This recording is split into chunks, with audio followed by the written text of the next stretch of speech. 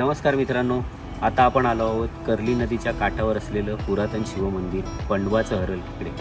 प्राचीन काळात नदीचा प्रवाह व्यापारी दळणवळणाचे मुख्य साधन होते। नदी किनारी बांधलेल्या बंदरात माल उतरवून तो घाट वाटांमार्गे वेगवेगळ्या ठिकाणी वाहतूक केली जात असे। याच बंदरात व्यापाऱ्यांना धर्मशाळा, मंदिरं, पानवटे इत्यादींची सोय तत्कालीन सरकारमध्ये केली गेली होती। हे सारं डोंगरात कोरून बनवायची त्या काळी पद्धत होती।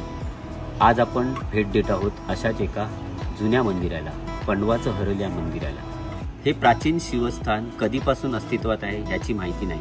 हरल म्हणजे शिवमंदिर आणि पंडव म्हणजे डोंगर। प्राचीन काळात मराठी भाषेत डोंगराला पंडव हा शब्द होता आणि त्या पंडवात जे बांधले जायचे ते मंदिर, लेणी, गुफा ह्या सर्वाला पंडव मंदिर असं म्हटलं जायचे। पुढे पंडव या शब्दाचा अपभ्रंश होऊन महाभारतातल्या पांडवांशी त्याचा संदर्भ जोडला गेला। तुम्ही मित्रांनो बघत आहात आज माझ्या बाजूला हे प्राचीन शिवमंदिर, हे शिवालय।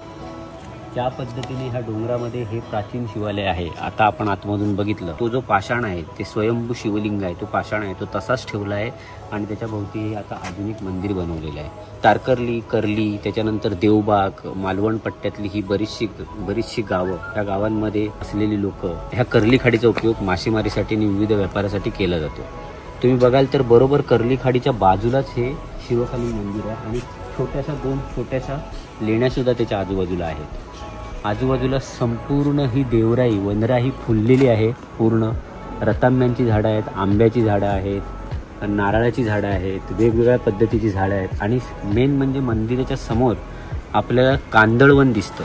कर्ली खाडीचं हे कांदळवन तुम्ही बघू शकता। हे बघा, हे पूर्ण कांदळवन आहे म्हणजे, आणि ही आता जेटी बनवलेली आहे आणि कांदळवन आहे।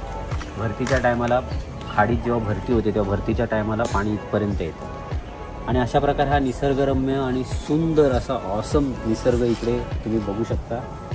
जर कधी तारकर्लीला, देवबागला, मालवणला आलात तर ह्या पंडवाचे हरल ह्या मंदिराला नक्की भेट द्या आणि इकडची शांतता अनुभवा। खरोखर तुमचं मन प्रसन्न होईल।